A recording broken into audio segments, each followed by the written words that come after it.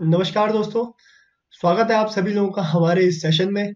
मैं हूं अंशुल त्रिपाठी और आप सभी लोगों का अपने इस YouTube चैनल पे स्वागत करता हूं। जैसा कि आप सभी लोग देख पा रहे हैं कि आज का जो सेशन है वो बजट से रिलेटेड है। बजट एक वर्ड है, हम डेली लाइफ में काफ़ी यूज़ करते हैं इसको। हमारे हिसाब से इसका मीनिंग, इसका डेफिनेशन होता है कि हमारे जेब में कितने पैसे हैं हमारे खर्चों के लिए, हमारे एक्सपेंडिचर्स के लिए। तो गवर्नमेंट के हिसाब से देख लें, गवर्नमेंट के हिसाब से भी बजट का मीनिंग ही यही है कि गवर्नमेंट के भी कुछ सोर्स ऑफ इनकम है, हमारे भी होते हैं। गवर्नमेंट के भी कुछ एक्सपेंडिचर्स हैं, खर्चे हैं।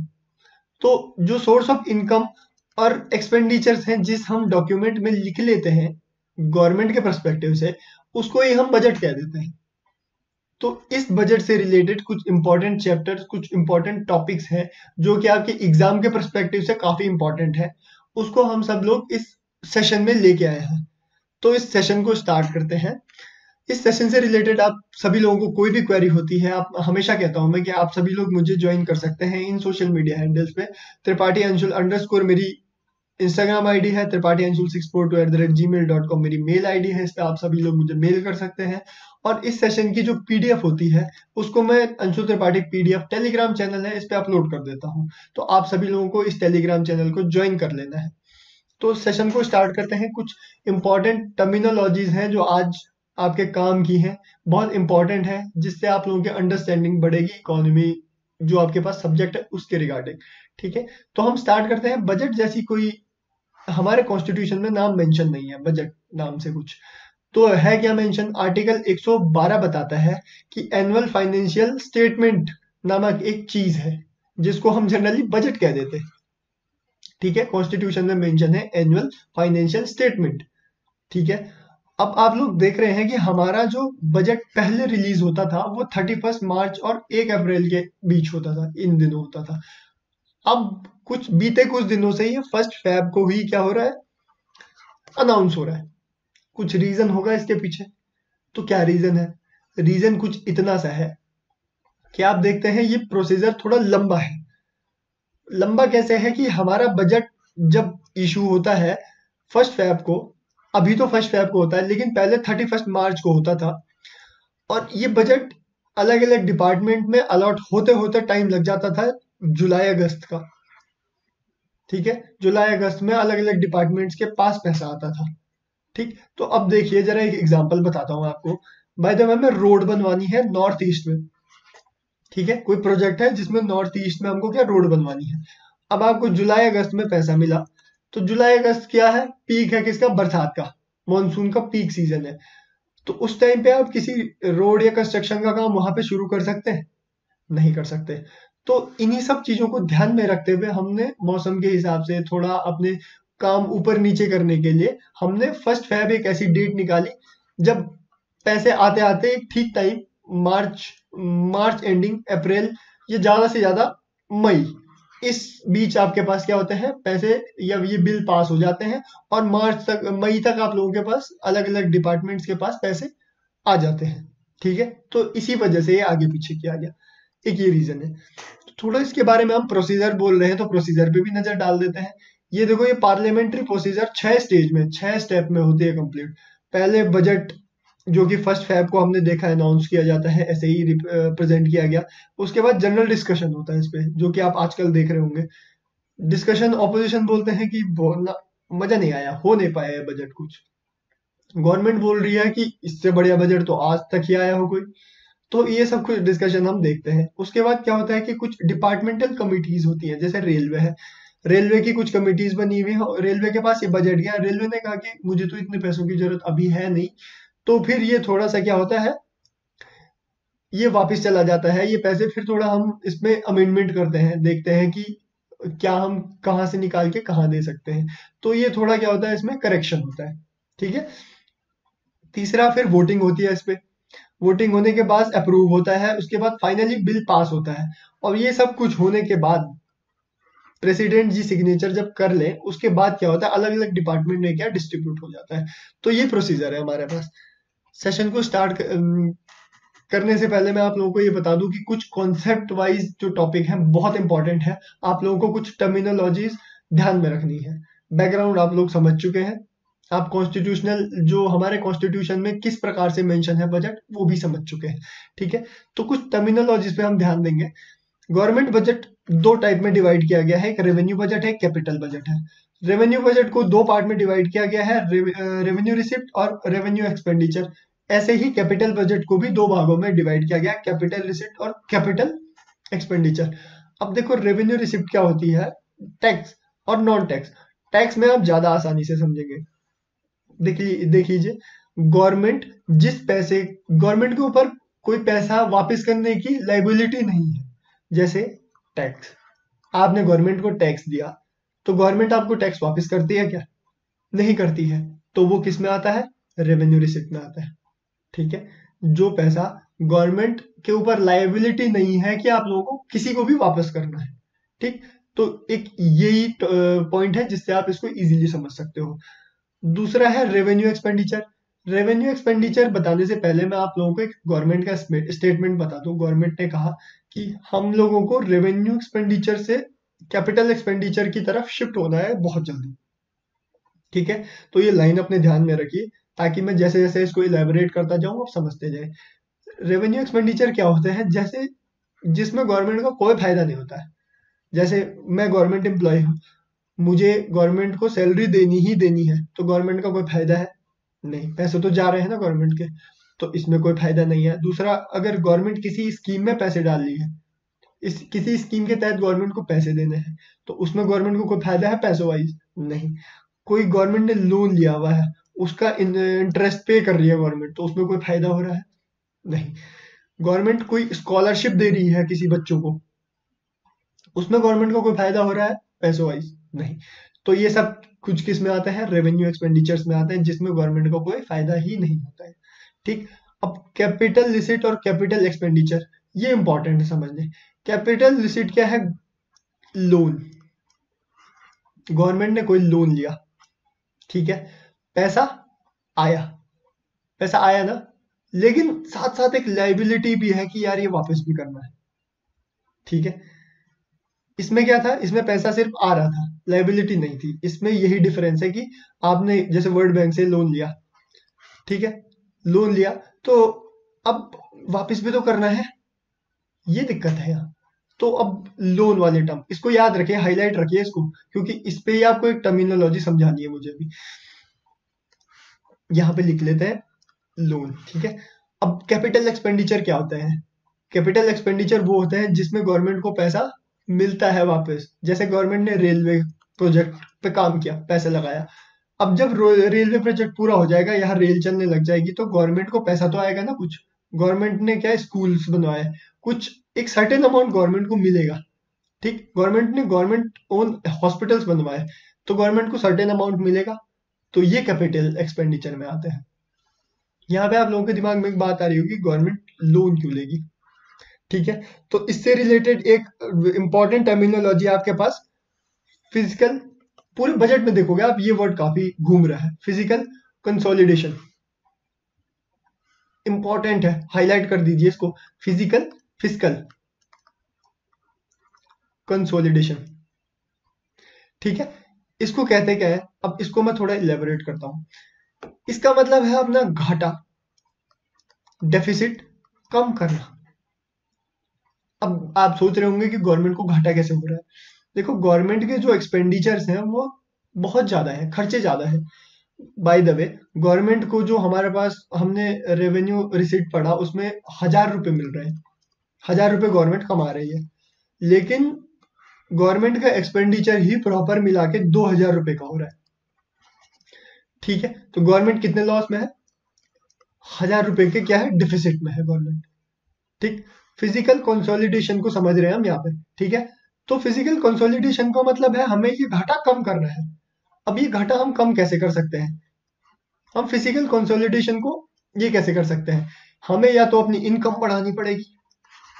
ठीक है, अब इनकम के लिए क्या कर सकते हैं? हम टैक्स लें, टैक्स आप अंधाधुंध लगा नहीं सकते, तो ये वाला कॉन्सेप्ट तो थोड़ा कम लग रहा है, नहीं हो पाएगा। दूसरा है हम लोन ले लेते हैं, लोन ले लिया हमने, लोन लेके ये सब कुछ चुका दिया। ठीक है, तो हम लोग क्या करेंगे? हमें ये फिजिकल कंसोलिडेशन, जैसे हमने क्या कहा, रेवेन्यू एक्सपेंडिचर्स उनको क्या करना है, कम करना है, ताकि हम यहाँ कम कर लें, इसको 500 कर लें, ताकि हमें यहाँ से लोन भी कम लेना पड़े। ठीक है, तो ये टर्मिनोलॉजी है फिजिकल कंसोलिडेशन, आपको ये समझ में आनी चाहिए। ठीक है, इंपॉर्टेंट है ये। तो फिजिकल कंसोलिडेशन आप समझे। तो अब आप थोड़ा देखें कि हमारे गवर्नमेंट के पास पैसा आता जाता कैसे है। इनकम टैक्स से क्या 15% के आसपास आता है, यूनियन एक्साइज ड्यूटी से 7% आता है, कॉर्पोरेशन टैक्स से कितना 15% के आसपास आता है, जीएसटी से 17% के आसपास आता है। ठीक है, और देखिए सबसे बड़ी प्रॉब्लम, हम लोगों को कितना बोरिंग जो अदर लाइबिलिटीज हम पे 34% के आसपास है। इसी चीज को तो कम करना है।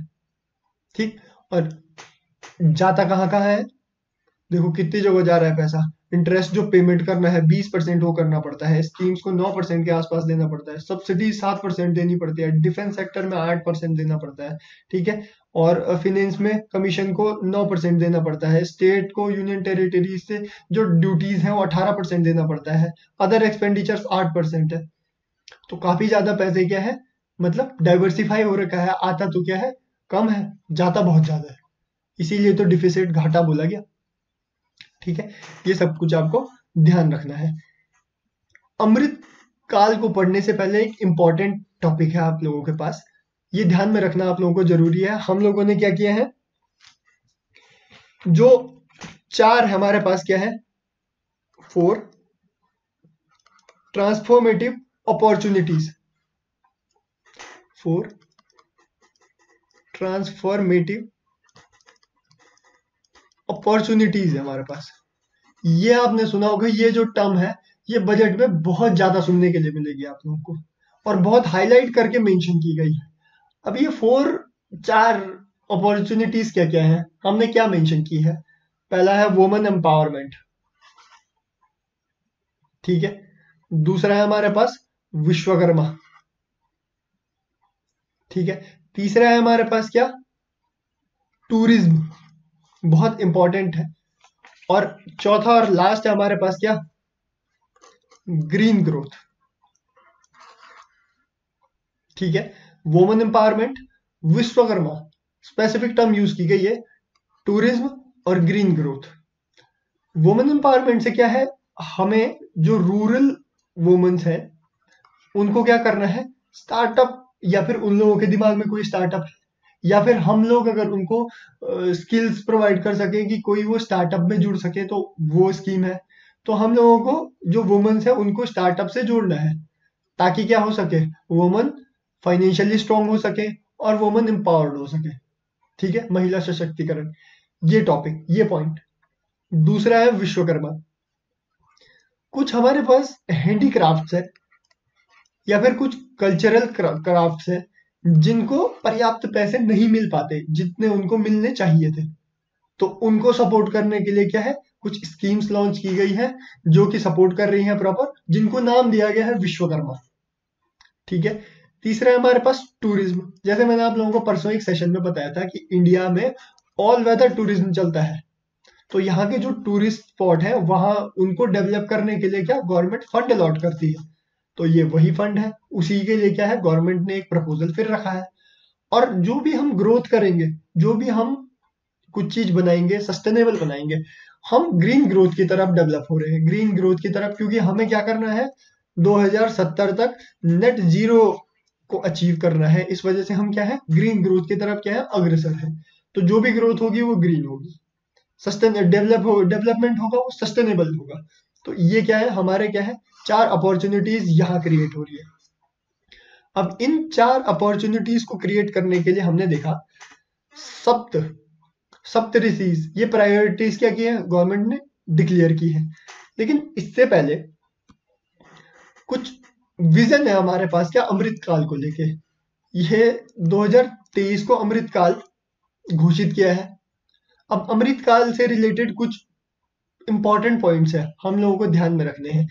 जो अपॉर्चुनिटीज है वो सिटीजन और यूथ को फोकस करते हुए, youth youth youth, Modi ji बार बार यूथ को हाईलाइट कर रहे हैं। इस बार आपने देखा भी होगा कि मोदी जी ने ये कहा कि अभी जो लोग 22, 23, 24 से 25 साल इसके बीच के हैं, आने वाले 25 साल में वो 50 के पहुंच जाएंगे।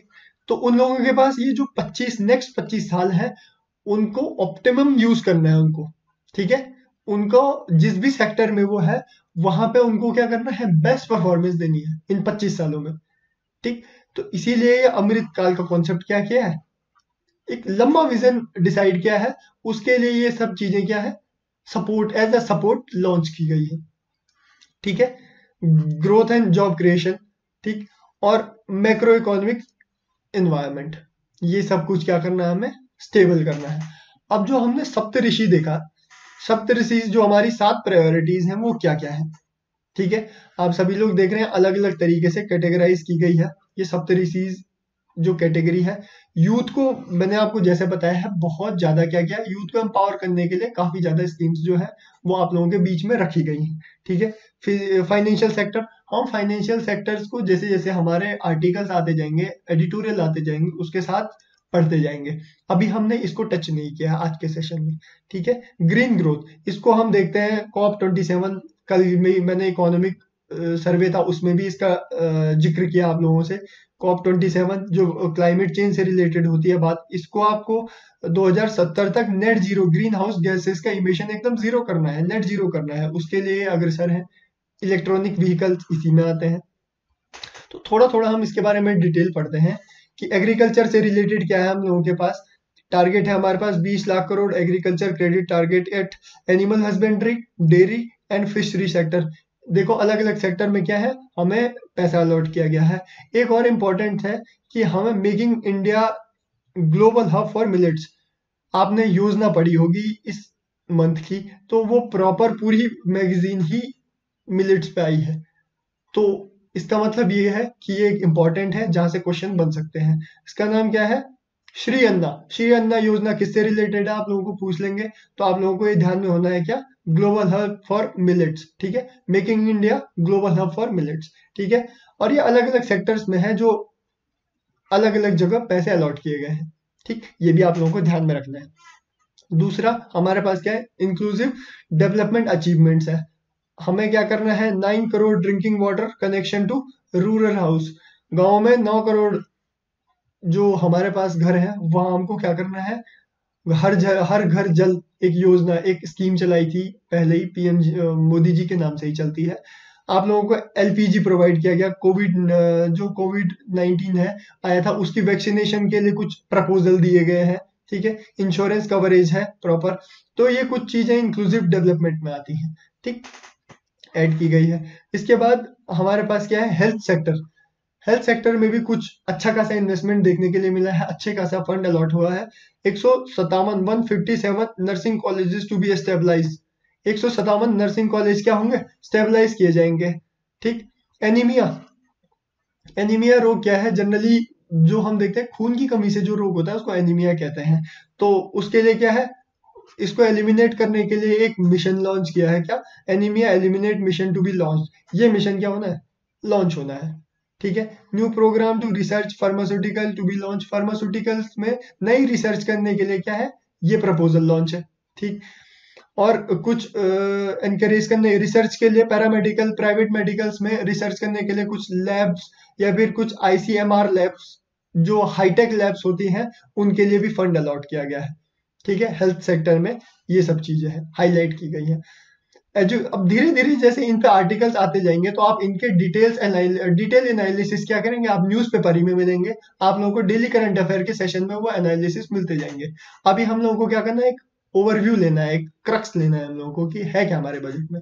अब एजुकेशन सेक्टर में देखिए ये बहुत इंपॉर्टेंट है, हाईलाइट है फिर, कि जो टीचर्स की ट्रेनिंग है वो direct institute of education and training, कुछ नए इंस्टीट्यूट स्टेबलाइज करने हैं जिससे टीचर्स की ट्रेनिंग हो सके बढ़िया, ठीक है। एक ये है। दूसरा national digital library to be set up for childrens, ये सबसे इंपॉर्टेंट है कि डिजिटल लाइब्रेरी क्या है उसको स्टेबलाइज करने के लिए, किसके लिए, एडोलसेंट और चिल्ड्रंस के लिए, ये प्रपोजल है। और तीसरा और सबसे important, state will be encourage to set up by physical libraries at panchayat and ward level. जो पंचायत और वार्ड लेवल है उस पे भी क्या लाइब्रेरीज क्या किए जाए, बनाई जाए, लाइब्रेरीज का गठन किया जाए ताकि अच्छी बुक्स अवेलेबल हो, अच्छी शिक्षा मिल सके, ठीक है, तो ये एजुकेशन और स्किल्स को लेकर क्या हमारे बजट में प्रपोजल है। जैसा मैंने आप लोगों को बताया, मोदी जी ने कहा था कि 25 साल से और 50 साल, जो अभी यूथ है जो 25 साल के बाद 50 साल का हो जाएगा, जिन लोगों के पास ये पीक के साल है तो वो अमृत पीढ़ी है। जिन लोगों को अपना पूरा पोटेंशियल करना है, किसको, इंडिया को एक स्टेबलाइज पोजीशन पे पहुंचाने के लिए। आप जिस भी सेक्टर में है, ये मैटर नहीं करता कि आप बहुत बड़ी पोस्ट पे हो, आपको जिस भी सेक्टर में आपको अपना बेस्ट परफॉर्मेंस करना है। इसीलिए ये अमृत पीढ़ी का कॉन्सेप्ट क्या है, यहाँ पे इंट्रोड्यूस हुआ है। कुछ इंपॉर्टेंट स्कीम्स हैं यहाँ से रिलेटेड भी, ठीक। ग्रीन ग्रोथ, हम देख रहे हैं कि ग्रीन जो वर्ड है बहुत ज्यादा हमारे क्या सेशंस में भी आ रहा है, न्यूज़पेपर में भी आ रहा है, क्योंकि हम देख रहे हैं ग्रीन हाउस गैसेस का इमिशन इंसान ने इतना कर दिया है, पोल्यूशन हम लोगों ने इतना फैला दिया है कि अब हमें ग्रीन ग्रोथ की तरफ क्या है अग्रसर होना ही पड़ेगा। अदरवाइज काफी ग्लोबल वार्मिंग इसी तरीके से बढ़ती जाएगी तो डिजीज इस तरीके से बढ़ती जाएगी, कुछ जो हमारे पास स्पीसीज हैं वो क्या होंगी, खत्म होती जाएंगी। ठीक है, जो रेयर स्पीसीज हैं, जो हमने देखा जनरली लॉकडाउन का पीरियड जो चल रहा था कि कुछ ऐसी स्पीसीज जो काफी पहले लुप्त घोषित कर दी गई थी वो कुछ मिली फिर से। ठीक है, तो इसका मतलब यही है कि हमने पोल्यूशन किया, इस वजह से क्या होगा। जैसे मैंने आपको परसों के सेशन में ऑलिव रिडली टर्टल बताया था कि आंध्र प्रदेश का एक एरिया है जहाँ केमिकल प्लांट जो क्या है केमिकल प्लांट होने की वजह से पानी डाला जा पानी जो वो नदी में छोड़ा गया और वहां एक रेयर स्पीसीज के काफी ज्यादा जो टर्टल थे वो मर गए।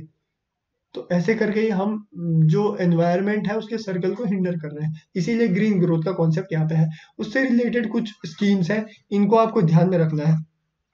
पीएम प्रणाम स्कीम करके will incentivize state UTs to promote uses of alternative fertilizers. कुछ फर्टिलाइजर्स ऐसे होते हैं जो हार्मफुल होते हैं, उनके अल्टरनेट पे क्या करना है, कुछ नए फर्टिलाइजर्स जो हमारे पास क्या है हार्मफुल नहीं है, उसके लिए क्या करना है, इंसेंटिवाइज करना है। ठीक है, गोवर्धन स्कीम है जो बहुत इंपॉर्टेंट स्कीम है to promoting circular economy. Circular economy को प्रमोट करने के लिए गोवर्धन स्कीम इंट्रोड्यूस की। और ये सबसे इंपॉर्टेंट है मिस्टी करके, क्योंकि ये काफी बार हाईलाइट की गई है। मिस्टी स्कीम क्यों है, to be taken up to mangrove plantation along the coast lines. Coast lines में क्या है, मैंग्रोव प्लांटेशन को वो करने के प्रमोट करने के लिए ये स्कीम क्या है चलाई गई है। ठीक है, तो ग्रीन ग्रोथ से रिलेटेड कुछ ये इंपॉर्टेंट स्कीम्स है, आप लोगों को अभी नोट करने की जरूरत नहीं है, अभी आप लोगों को क्रक्स लेना है। डे बाय डे ये क्या होंगे, न्यूज़पेपर में आती जाएंगी, मैगजीन में आती जाएंगी, डेली करंट अफेयर्स के सेशन में मैं धीरे धीरे इनको इलेबोरेट करता जाऊंगा। ठीक है, नेक्स्ट है हमारे पास और इम्पोर्टेंट स्कीम्स है, उन पे भी नजर डाल देते हैं हम। जैसे डेवलपमेंट ऑफ फार्मास्यूटिकल इंडस्ट्रीज के लिए कुछ स्कीम्स हैं। जल जीवन मिशन मैंने आपको बताया, पहले कुछ था उसका नाम था हर घर जल, काफी ज्यादा नंबर में जो रूरल इलाके हैं वहां घर घर में पानी की सुविधा उपलब्ध कराने के लिए वो स्कीम थी। Eklavya model for schools, residential schools. ठीक है, ये बहुत इंपॉर्टेंट एकलव्य के नाम से इन्होंने स्कीम स्टार्ट की है। ठीक है, एक है प्रधानमंत्री आवास योजना।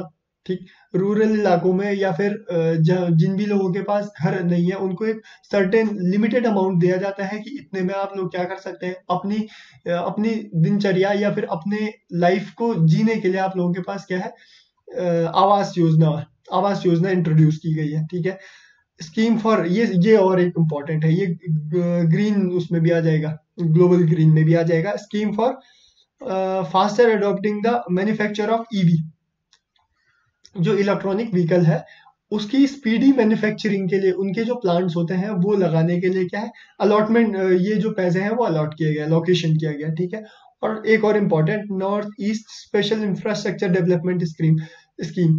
जो नॉर्थ ईस्ट है हमारा रीजन, उसमें इंफ्रास्ट्रक्चर डेवलप करने के लिए क्या है कुछ फंड अलॉट किया गया, एलोकेट किया गया। ठीक है, तो ये स्कीम्स है। नेक्स्ट है हमारे पास कुछ मिनिस्ट्रीज हैं जिनको अलग अलग अमाउंट में क्या है पैसे अलॉट किए गए हैं, तो थोड़ा एक नजर उन पे भी डालते हैं। डिफेंस मिनिस्ट्री को कितने हैं 5.94 लाख करोड़ के आसपास मिले हैं। ट्रांसपोर्ट को मिले हैं 2.70 lakh crore. Ministry of railway को मिले हैं 2.41। Ministry of consumer affairs food public distribution को 2.06 मिले हैं। होम अफेयर्स को मिले हैं 1.96। ये सब लाख करोड़ में है, लाख करोड़ के आसपास है, बाप रे काफी ज्यादा फंड दिया गया है। मिनिस्ट्री ऑफ रूरल डेवलपमेंट को मिले हैं 1.6। कम्युनिकेशन को मिले हैं 1.23 के आसपास। तो इस तरीके से जो हमारा बजट है वो एलोकेट किया गया है स्पेसिफिक मिनिस्ट्रीज को, इस तरीके से डिस्ट्रीब्यूट किया गया है। अभी आप देखेंगे कुछ दिन इस पे क्या होगी, बहस होगी कि क्या चीज अच्छी है क्या चीज खराब है। उसके बाद कमेटीज के पास जाएंगी, कमेटीज अपने डिसीजन बताएंगे कि हमें कम है पैसा ज्यादा है पैसा। तो उस हिसाब से अभी प्रॉपर बजट आने में थोड़ा टाइम लगेगा। जब ये फाइनल पास हो जाएगा इसके बाद योजना एक करके मैगजीन आती है, उसमें प्रॉपर कैटेगराइज होगा बजट और उसमें प्रॉपर डिस्क्राइब होगा बजट। तो उस हिसाब से हम एक सेशन उसका भी रख लेंगे प्रॉपर डिस्क्राइब करने के लिए। तो ये कुछ हमारा बजट इस तरीके से क्रक्स पे है। आई होप आपको ये जो टॉपिक्स हैं, ये जो जो टर्मिनोलॉजी है वो समझ में आई होंगी। अगर आप लोगों को अभी ये टर्मिनोलॉजी समझ नहीं भी आएंगी तो डे बाय डे इनको रिपीट किया जाएगा न्यूज़पेपर में। तो डे बाय डे अगर ये न्यूज़पेपर में रिपीट होंगी तो हमारे सेशन में भी रिपीट होंगी। तो आप लोगों को इस सेशन के साथ, डेली करंट अफेयर के सेशन के साथ बने रहना है अगर आप किसी एग्जाम की सीरियसली तैयारी कर रहे हैं। ठीक है, तो आपको ये बजट का क्रक्स समझ में आया होगा। मेरा मोटिव आप लोगों को इस बजट का क्रक्स देना था कि हमारे पास कहाँ कहाँ कैसा कैसा पैसा अलॉट किया गया है। ठीक है, तो आई होप आपको ये समझ में आया होगा। आप लोग मुझे ज्वाइन कीजिए, कोई भी क्वेरी होती है जीएस हीट टॉपिक से रिलेटेड आप लोगों के पास, न्यूज़पेपर से रिलेटेड आप लोगों के पास, तो आप लोग मुझे ज्वाइन कीजिए। त्रिपाठी__ मेरी इंस्टाग्राम आईडी है, त्रिपाठी__ 642@gmail.com मेरी मेल आईडी है। आप लोग मुझे मेल भी कर सकते हैं। और इस सेशन की पीडीएफ मैं तुरंत अभी जो ये सेशन अपलोड होगा उसके जस्ट बाद इस टेलीग्राम चैनल पे अपलोड कर देता हूँ।